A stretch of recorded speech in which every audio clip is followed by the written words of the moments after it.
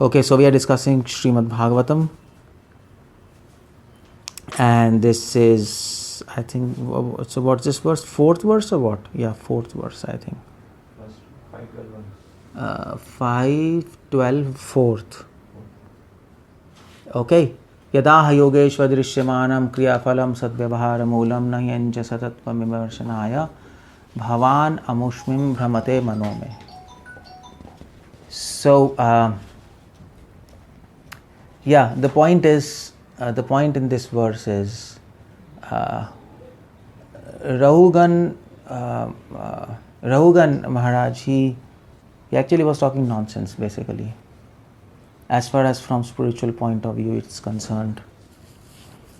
And 𝗪𝗲𝗪 will now give him answers, but here 𝗪𝗲𝗪 was trying to explain him something about bodily concept of life and about spiritual life, but Rahugan couldn't understand somehow. And Rahugan said, 𝗪𝗲𝗪, you know what? You said that when body becomes fatigued, kriya phalam, so kriya means activity. So the activity you are doing, 𝗪𝗲𝗪 at that time was carrying the palanquin as others were doing. That was activity. And what was the result of that? Fatigue. Or the people who were carrying palanquin, they were becoming fatigued. So kriya phalam. So what's after that? Kriya phalam? 𝗪𝗲𝗪. Yeah, 𝗪𝗲𝗪. So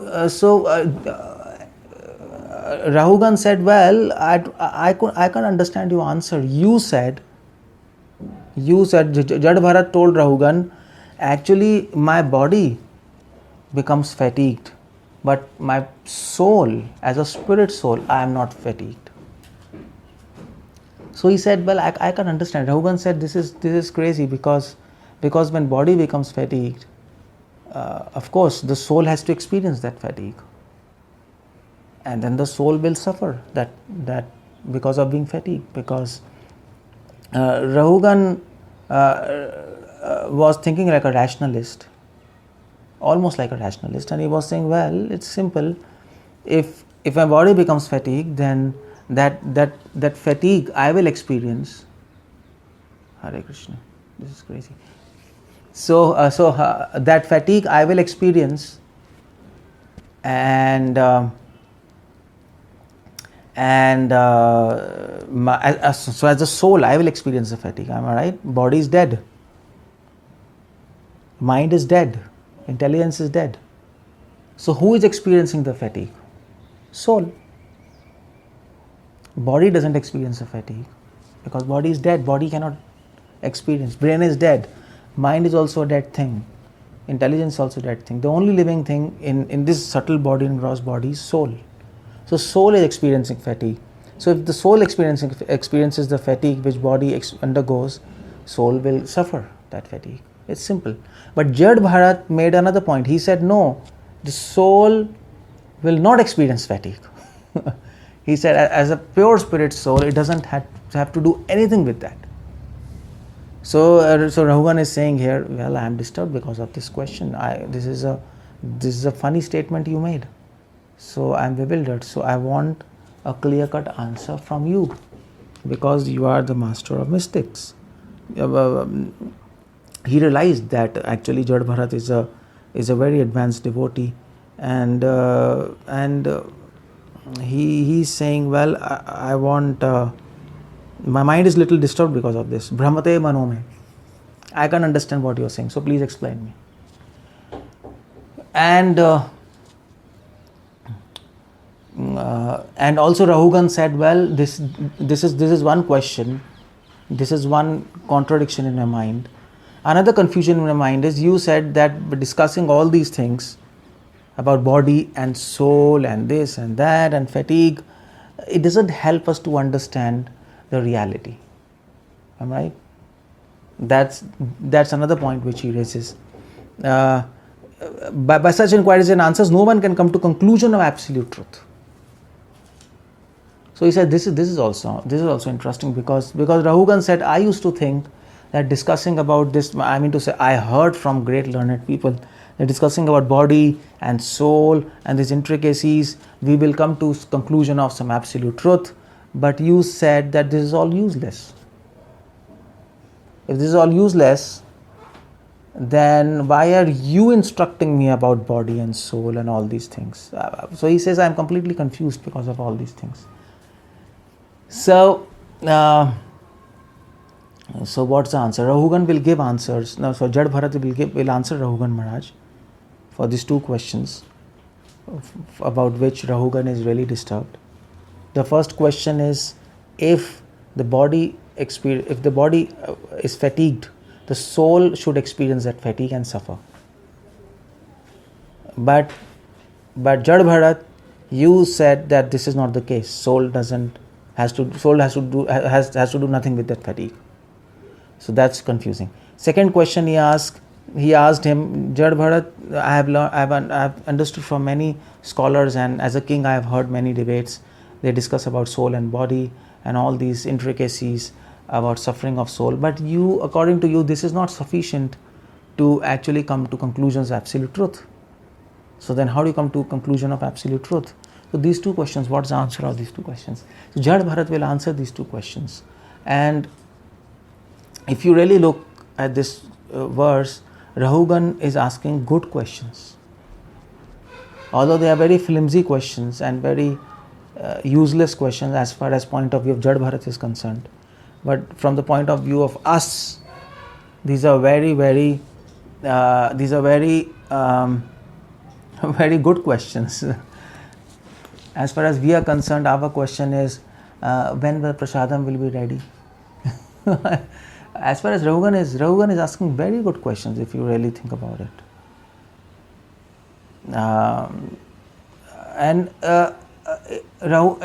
it is presumed that Rahugan is accepting the existence of soul. That's also one thing, because he's saying, well, that's okay. I think soul is suffering in this body because of the consequences this body is suffering. And that is also said in scriptures. Scriptures, it is said that hunger, thirst, old age, disease, attachment and bewilderment, all these are created, these 6 things are created to actually give suffering to the soul. Now hunger, our body feels hunger. Thirst, our body feels thirst. Old age, body. Disease, body. Attachment, body. And bewilderment, attachment and mind. Attachment, bewilderment is to do with mind, subtle body. So why these are created? So that soul will experience, everything is happening to body, but soul experiences hunger. We experience hunger, am I right? We experience hunger, we experience thirst. If you say that no, body is experiencing hunger and thirst, that's wrong. We are the experiencer. Everything is dead. That's what Sankhya philosophy is. Sankhya philosophy says everything in this material world is dead except one thing, soul. And theistic Sankhya says there is also another thing which is also living, that is super soul. Otherwise everything is dead. And that's why Sankhya tries to distinguish between Sat and Asat. What is Sat? What is Asat? Sat means living, Asat means non-living. So 23 elements are dead, non-living, Asat. One element, that is soul, that is Sat. Or you can say Sat Asat, or you can say, what's that word which they use in Sankhya? Living, non-living. I'm just forgetting the word. You can either say Sat Asat, or you can say, sometimes they use Chetan, Achetan. Everything is Achetan, Chetan is just soul with consciousness. There's another word which they use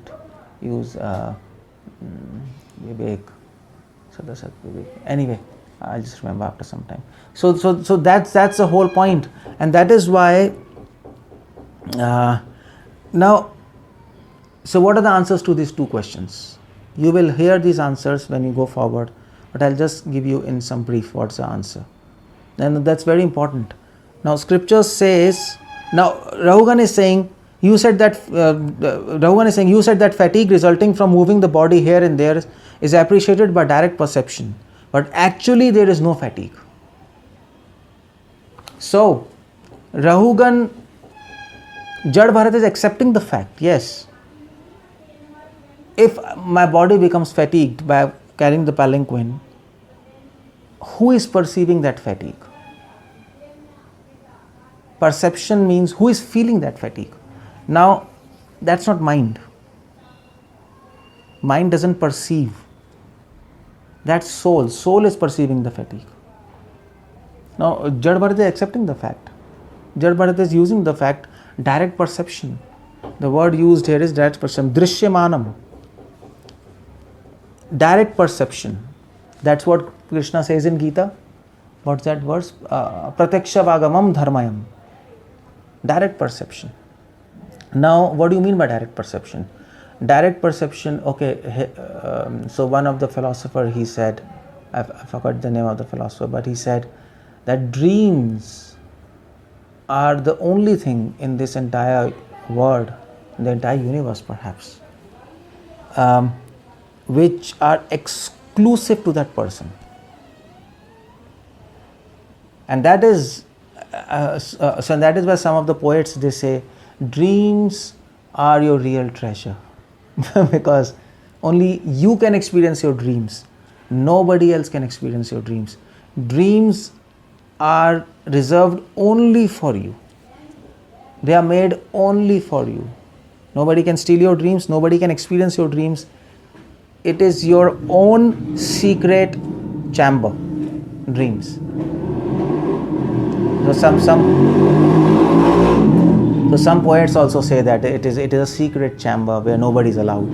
Dreams. So the question is, who is experiencing those dreams? You, as a soul. Am I right? We are experiencing. But hunger, thirst and all these things. So even hunger and thirst, who is experiencing? You are experiencing. Nobody else can experience your hunger and thirst. You can explain it into words to me, how much hungry you are, how much thirsty you are, but I can never experience your hunger and thirst. That is called direct perception. Prabhupada uses the word direct perception.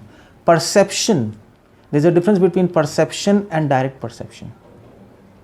Perception means you are seeing something, you are seeing, I am seeing that mountain. Synonym of seeing is perceiving. I am perceiving that mountain. But that mountain can be perceived by your friend and your uncle, your auntie, your mama. So that's called perception. But direct perception means that only you can experience that, nobody can experience. So Jad Bharat is saying, yes, Rahugan, you are right. This fatigue which my body is experiencing, I am directly perceiving that. I am not arguing for that. What I am arguing is that, he says, but actually there is no fatigue. What I am arguing is that yes, I experience fatigue, but I also understand that this fatigue, but I don't have to do, but I don't have to do anything with this fatigue. I am not disturbed by that fatigue. That's the whole point there. We will experiencing, if I feel hungry, if my body feels hunger, I will experience hunger, my soul. So a devotee will feel also hungry, a non-devotee will feel hungry. But what's the difference? Difference is a non-devotee will become disturbed by that hunger.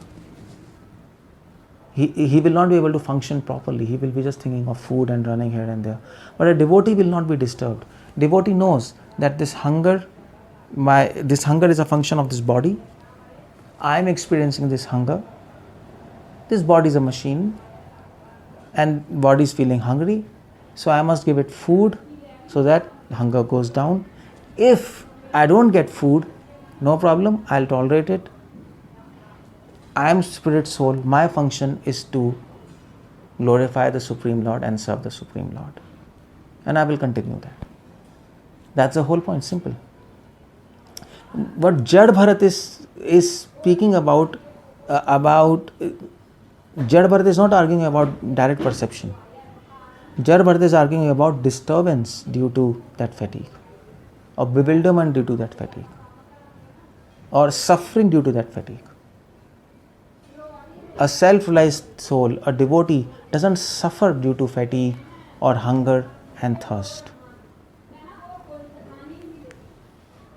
He doesn't suffer. For a self-realized soul, the greatest suffering is what's the not the greatest, but the only suffering is forgetfulness of God. That's all. Fatigue, hunger, thirst, this is a part of life. Something will happen to a machine, we will experience that, and then we will put some solutions. That's all, finish. And if we don't get some solutions, no problem, continue. That's all. There is no suffering. Suffering happens when you think that this is me. I am feeling hungry, I am feeling thirsty, I am feeling fatigue. And okay, so if you want to understand by another example, suppose you have a car, so suppose a devotee has a car and a non-devotee has a car. So somebody hits the car. Now non-devotee will become really disturbed. My car, new car, suppose it's a brand new car, even he will become really disturbed. For a devotee, somebody hits a car. Okay, fine, accidents happen. I have a brand new car, there is some problem, some scratches, some dents. Okay, I have insurance, I'll take a solution. Even if I don't have insurance, no problem, things have happened, we can't reverse it. Okay, so bye, thank you very much. You go on your way, I go on my way. Now we have to get the solution. He's not disturbed. That's the whole point there. And that's what Chaitanya Mahaprabhu says, Jivera lalsa jeev etu to dhai, udar parayan jeev Krishna kabhu na paye. Mahaprabhu says, yes, and yes, you will, as a devotee also you will feel hungry. But if due to that hunger you become bewildered and you think I am suffering, and then you are just in search of prasadam day and night, and then you will never achieve Krishna, because you are acting like a non-devotee. That's the whole point. This point is very important, which 𝗙𝗲𝗪 has actually said. And Jaisya Prabhupada in the purport, in the next purports, in the next verse, when 𝗙𝗲𝗪 will be answering, Prabhupada says that's why Krishna says in Bhagavad Gita, you tolerate. That's the conception of toleration. That's the conception of tapasya. Tapasya is there. So tapasya means that yes, I am feeling fatigue, I am feeling hungry, but I must tolerate it. ये बंद कर दो बस gate, ये वाला gate बस, that's all. So I must tolerate, that's all. So toleration is called tapasya. Now why scriptures are recommending tolerate it? Because by tolerating hunger, thirst, fatigue, we will understand why we are tolerating all these things, hunger, thirst, fatigue, because this will gradually bring us to the realization that I am not this body, I am spirit, soul, I don't have anything to do with hunger, thirst and fatigue, this is not me, so I should not be disturbed by it. So initially you start with toleration, but then slowly when we advance in bhakti, then we are not disturbed. For Chaitanya Mahaprabhu, Krishna's Kaviraj Goswami says in Chaitanya Charitamrita, Mahaprabhu also used to feel hungry, and he used to sleep, and he used to bathe, but these things but his life was moving just like a potter's wheel, out of habit. When you feel hungry, you take food. When you feel fatigue, take rest. That's all. Finish. It's finished. That's all. Nothing so bewildering. But if you see materialists, they get bewildered. Oh, I am not getting food. I am so tired. What's happening? People, this is happening, that is happening. But devotee, no problem. That's okay. This is how life is, and we accept it. In this machine, we are there, and something will happen to machine, and we will experience this. So if there is an accident, we are sitting in the car, we will experience the brunt of that accident, the push and the force of the accident. But when it's over, we understand things happen, and let's move on. What should not happen is, we should not forget Krishna, that's all.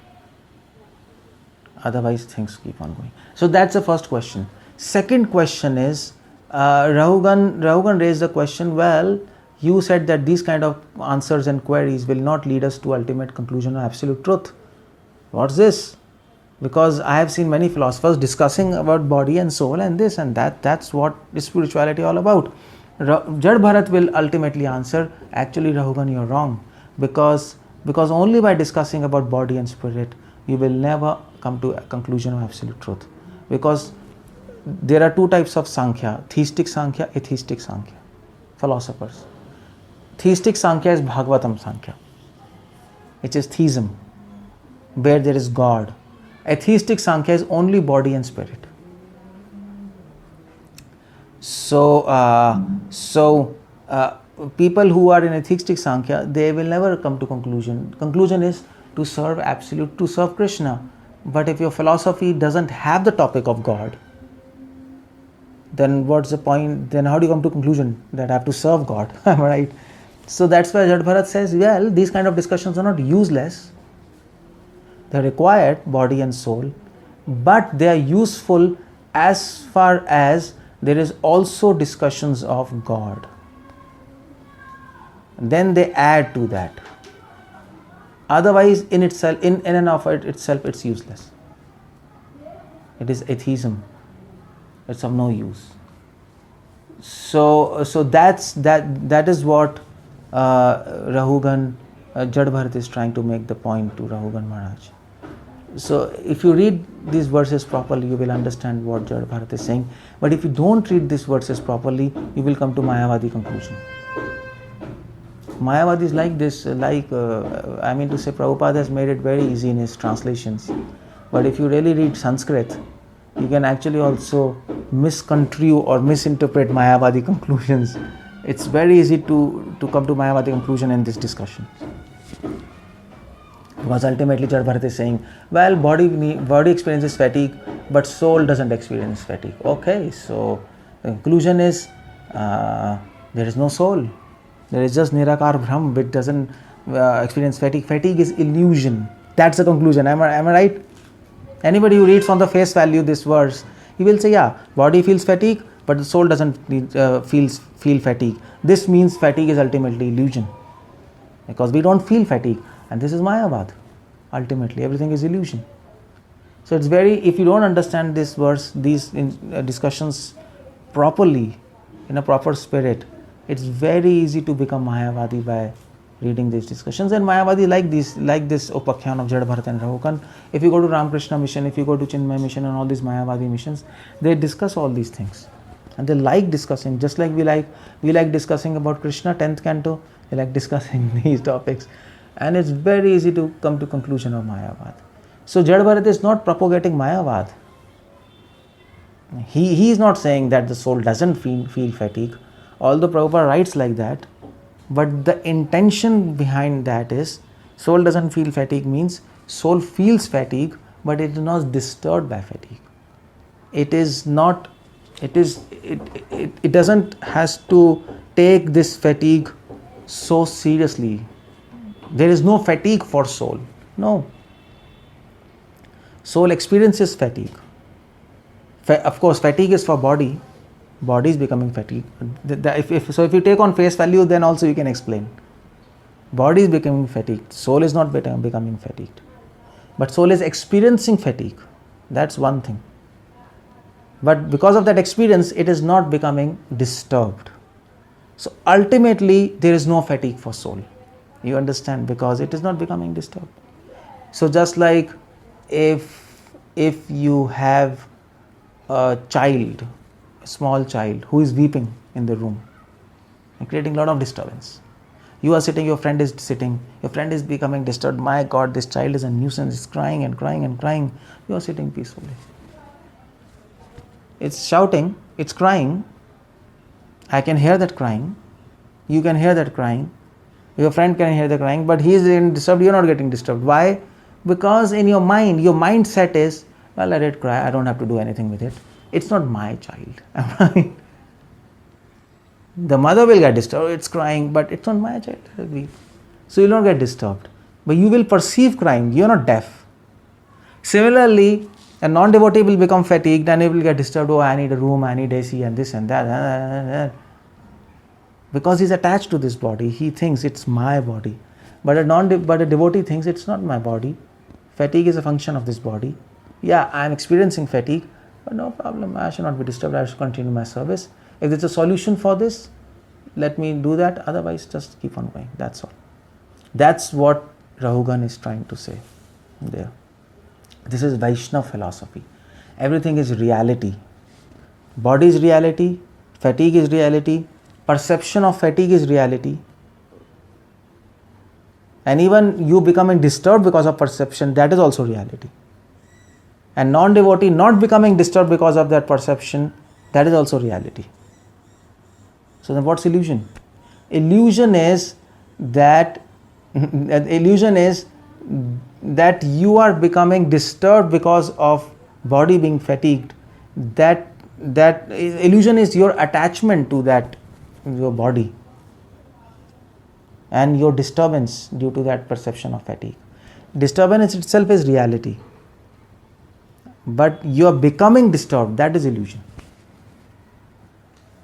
That is illusion. That's Maya. A devotee will not become disturbed.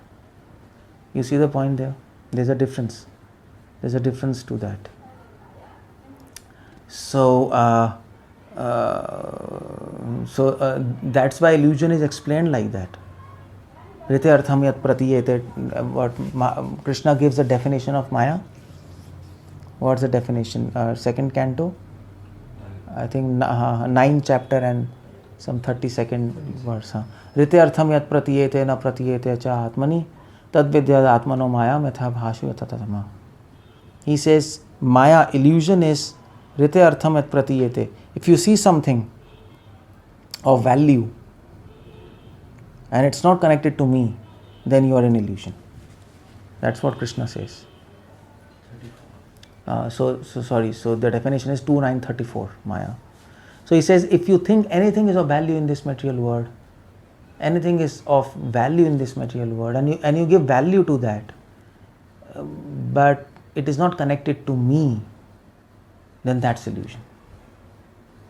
So if you feel fatigue, so Jad Bharat is saying, yeah, body is feeling fatigued and my soul is experiencing fatigue, but non-devotee gives value to this fatigue, much importance to this fatigue. Oh my God, I have walked so much, now I am tired. You see, they made me walk so much and I am becoming tired. Now what will happen? My health will becoming destroyed, and this and that, I need rest and this, and he'll create a chaos. He's giving value to fatigue. But Jad Bharat doesn't give value, importance to fatigue. In his mind, importance is for God consciousness. That's the whole point. So Jad Bharat is raising an interesting point of scriptures, which is called a Tucci Rhythm, which I have given a seminar, Core Concepts of Devotion. In that I have explained this concept of Tucci Rhythm. This word is used by Vishwanchakri Thakur.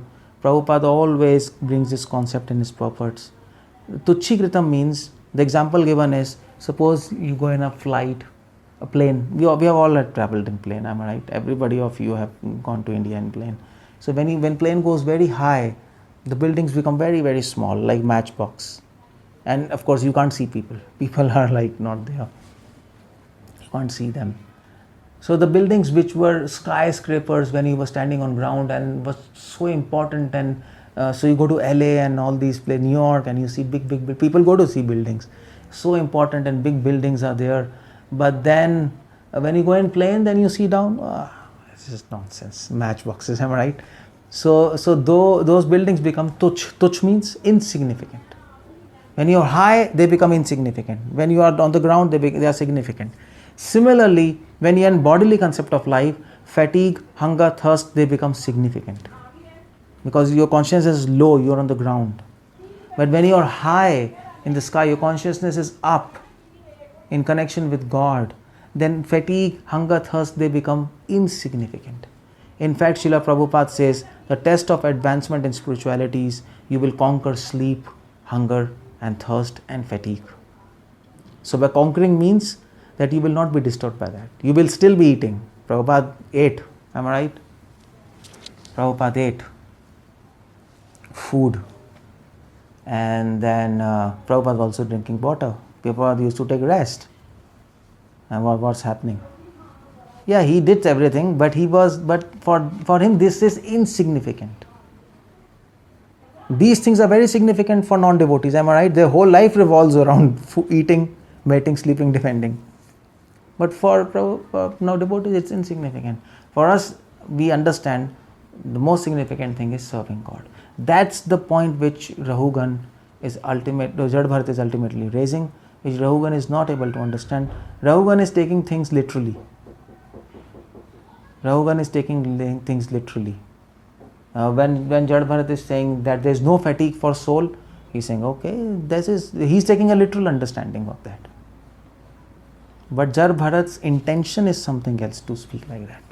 That we have to understand. Otherwise, there's a lot of confusion. So Rahugan is taking literally that discussing about body and soul is useless, you said. So that's the whole point. If you read scriptures and if you just only take literal translations and don't apply scriptural logic and yukti, your conclusions will be wrong. And that's why we need parampara.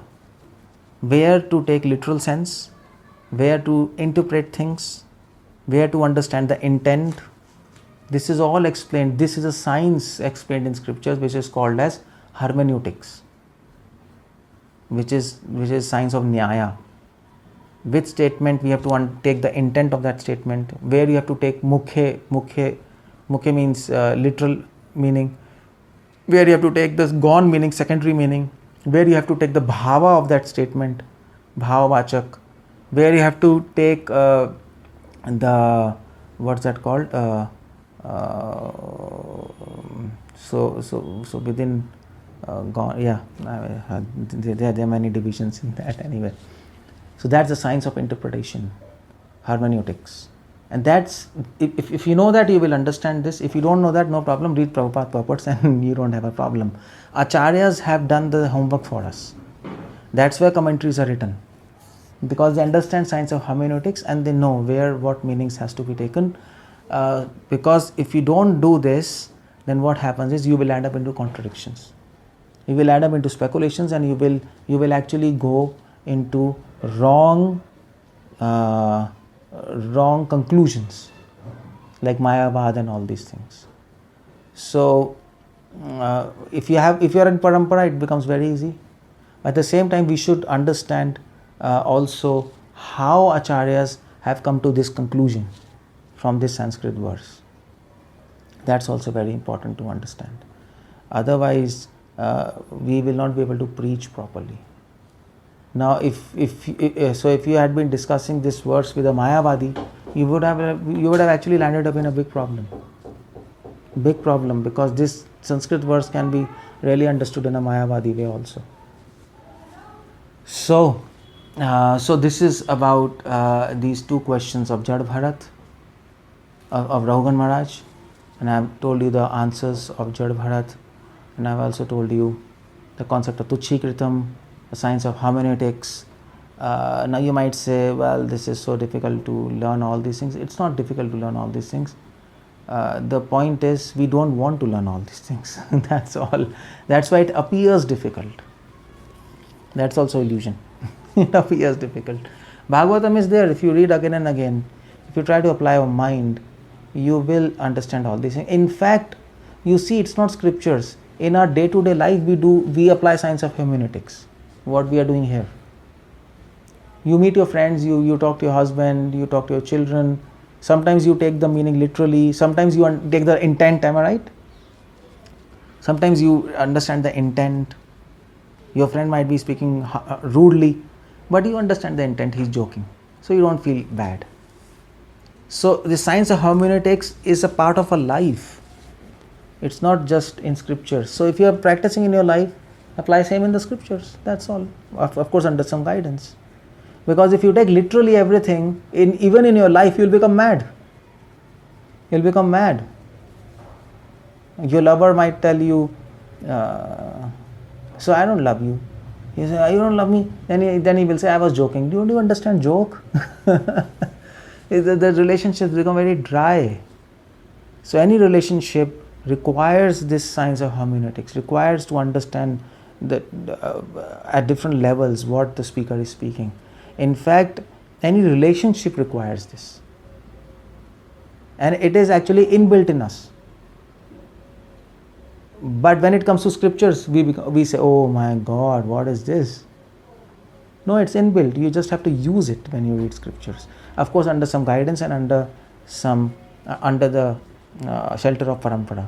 Then it's very easy. It's simple. That's all. You don't have to be afraid of all these things. Hermeneutics, what is this?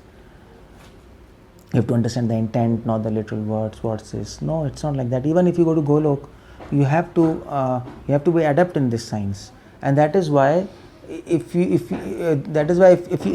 you don't know how to interpret the words of the speaker, then if you read scriptures, then automatically your relationships will also become good. Because by reading scriptures, you understand who is addressing to whom, with what intent they are addressing, with what words they are using. And you see people who read scriptures, they become wise, they become mature, and they can relate to people more nicely. So your America is all about relationships, am I right? It's all relationships. Everybody's talking about relationships in America, as if that's the whole existence. But that's important, relationship with God. But they're talking about relationships. Okay, if you want to understand relationships, read Bhagavatam. But in the way I have explained you, in the way Acharyas have explained, and understand the spirit of Bhagavatam. That's why it is said, what's that verse? That Bhagavatam is 𝗙𝗲𝗪. The Bhagavatam is a desire tree. You will get everything from Bhagavatam. So you will get everything from Bhagavatam. You can also learn many things. You will also learn how to talk, how to develop relationships, how to interpret the words, how to answer. 𝗪𝗲𝗪 is answering Raghugan Maharaj in a very nice way. He's also so when you read his answers, you will understand. And Prabhupada is mentioning he's answering him in a very kind way.